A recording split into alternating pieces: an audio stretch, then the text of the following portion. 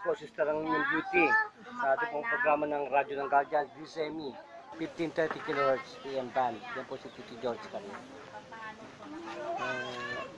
Gaano po kayo nahirapan sa puso ninyo? Hindi naman masyado. Ano lang.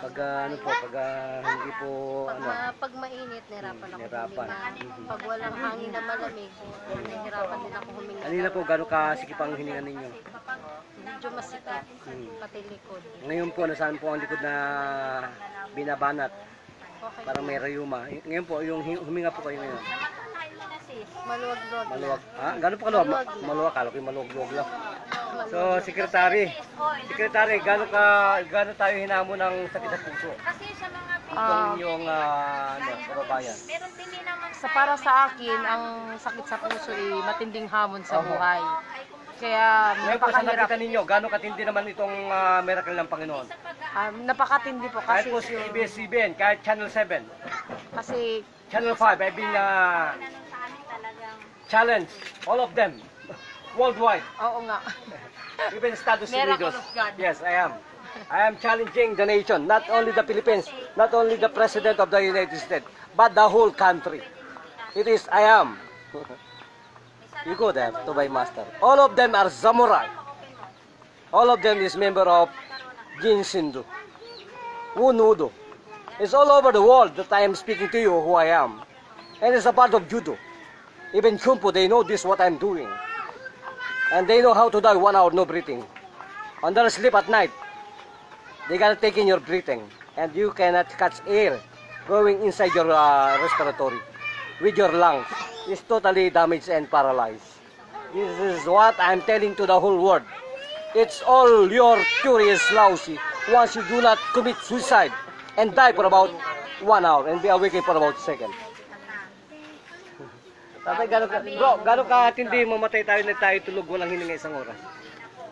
Tulog ka, tanggalan tayo ng hininga. Hindi ko masabi, sir.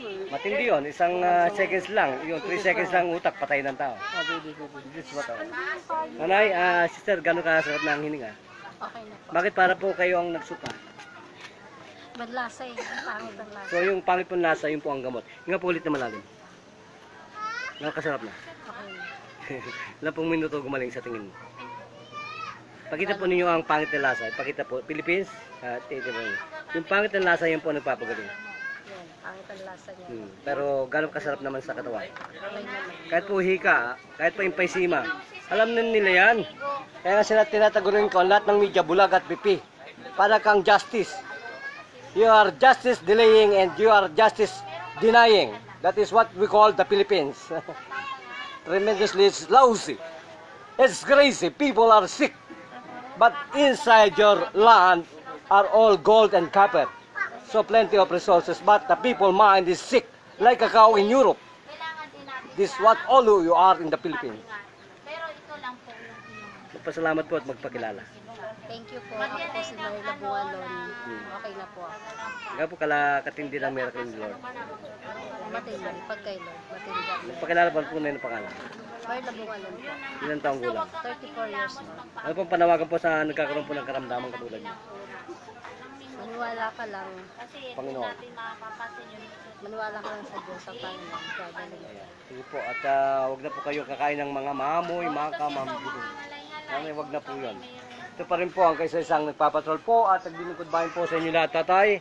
Ang inyong lingkod ay muling magbabalik at pagkarampo ng isang saglit. Diyos mabalos po, Brother Jun Pugayri nagulat at nagpapatrol po sa atin lahat.